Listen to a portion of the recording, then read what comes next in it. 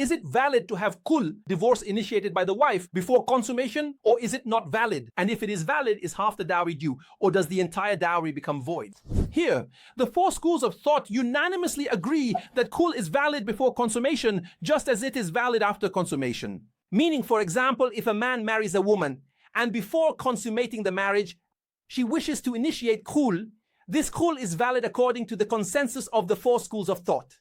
However, the jurists differed regarding the case where a man grants kul to his wife before consummation. Does the dowry get divided in half, or is the entire dowry forfeited? They differed on this matter with two opinions. The Shafi'i and Hanbali opinions said that the separation that comes from the husband, such as khul before consummation of the marriage, requires half of the specified amount. That is, the woman is entitled to half of the specified dowry, because Allah the Exalted said, and if you divorce them before you have touched them, and you have already specified for them a dowry, then half of what you specified is due.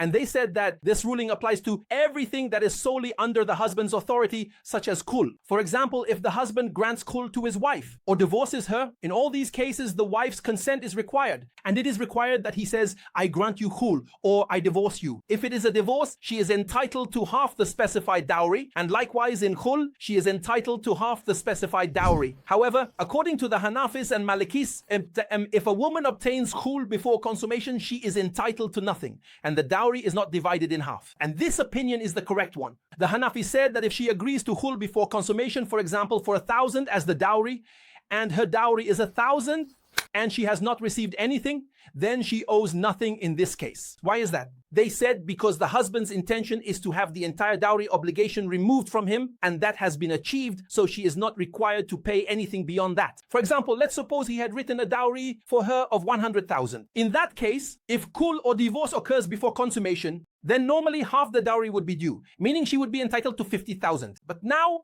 if she initiates kul, then she must return everything he gave her. So if she had received the entire dowry, she returns the full amount of 1,000 to him, nothing more. 500 as compensation for the kul and 500 for the divorce before consummation. But to summarize this issue, if the wife wants to initiate kul before consummation, then the kul is valid by consensus of the scholars, but she must return everything he gave her. For example, if he gave her gold, a dowry, half the dowry, whatever he gave her, she must return it to the husband. This applies if it is before consummation, and likewise if it is after consummation. And Allah the Most High knows best.